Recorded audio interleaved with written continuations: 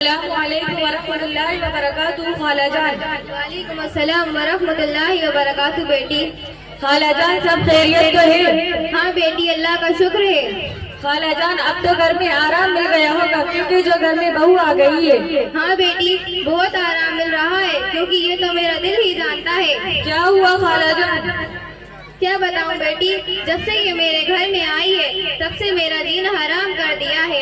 ہر وقت اپنے کمرے میں گھسی رہتی ہے، جب کوئی چیز مانگوں تو آنا کانی کرتی ہے۔ میں تو بہت پریشان ہوں اپنے بیٹے اور بہو کے ساتھ۔ السلام علیکم ورحمۃ اللہ وبرکاتہ بھابی جان۔ وعلیکم السلام ورحمۃ اللہ وبرکاتہ ذکیہ۔ اور ذکیہ کیسی ہو تم؟ الحمدللہ اللہ کا شکر ہے۔ بھابی جان کیا ہوا آپ کو؟ بھابی جان آپ کے چہرے پر کچھ خوشی نظر نہیں آ رہی ہے، کیا بات ہے؟ ارے ذکیہ بہن، چہرے پر خوشی آئے گی بھی تو کیسے جب کہ زندگی میں سکون ہی نہیں۔ کیا ہوا بھابی جان؟ کیا آپ کی طبیعت ٹھیک نہیں ہے؟ طبیعت تو ٹھیک ہے لیکن گھریلو ٹینشن نے بیمار کر دیا۔ سوچا تھا کہ شادی کے بعد اپنی ماں کو چھوڑ آؤں گی اور ماں کے بعد ساس، ماں کی شکل میں ساس اور نند کی شکل میں سہیلی ملے گی، لیکن میری اس ساس کے رویوں نے مجھے الجھن میں ڈال دیا۔ جب دیکھو جب ڈانٹتی رہتی ہیں، ذرا سی کچھ غلطی ہو جائے تو میرے اوپر پہاڑ ٹوٹ پڑتا ہے۔ میری اس گھر میں اتنی سی بھی عزت نہیں ہے۔ اگر میں اپنی مرضی کے مطابق ایک کام کر لوں تو میری نندے جو ہیں میرے شوہر سے شکایت لگا دیتی ہیں، میرے شوہر مجھ سے ناراض ہو جاتے ہیں۔ کروں تو کیا کروں ذکیہ بہن، مجھے کچھ سمجھ میں نہیں آ رہا۔ صبر کرو، انشاءاللہ اللہ تعالیٰ سب ٹھیک کر دے گا۔ میری بہنوں، آپ لوگوں نے ساس کی پریشانیوں کو سنا اور بہو کی بھی پریشانیوں کو سنا۔ دونوں کی پریشانیوں کو سن کر ایسا لگتا ہے کہ دونوں حق پر ہیں، لیکن بات کچھ سمجھ میں نہیں آئی۔ دراصل مسئلہ یہ ہے کہ ساس سوچتی ہے کہ بہو میری نوکرانی بن کر رہے، اور جب ساس اپنے بیٹے کو اس کی بیوی سے زیادہ ہی محبت کرتے ہوئے دیکھتی ہے تو اس کو بہت تکلیف ہوتی ہے۔ اسے ڈر رہتا ہے کہ کہیں میرے بہو میرے بیٹے کو اپنے قبضے میں نہ کر لے، جس کی وجہ سے ساس اپنی بہو کی برائی اپنے بیٹے سے کرنے لگتی ہے، جس سے ان دونوں میں محبت کم کر سکے۔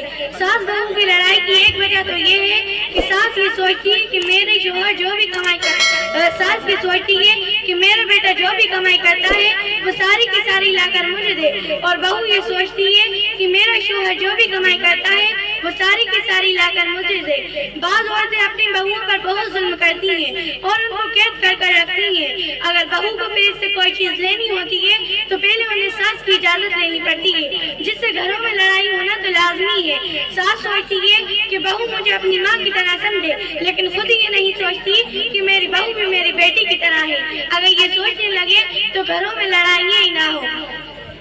میری بہنوں، انسان گھر بدلتا ہے، رشتے بدلتا ہے، دوستی بدلتا ہے، لیکن پھر بھی وہ دکھی رہ جاتا ہے کیونکہ وہ کبھی بھی اپنے رویے کو نہیں بدلتا۔ جب انسان دوسروں کی غلطیوں کا جج اور اپنی غلطیوں کا وکیل بن جاتا ہے تو وہاں فیصلے نہیں بلکہ فاصلے پیدا ہوتے ہیں۔ فیصلہ آپ لوگوں کے ہاتھ میں کہ آپ کیا چنیں گے۔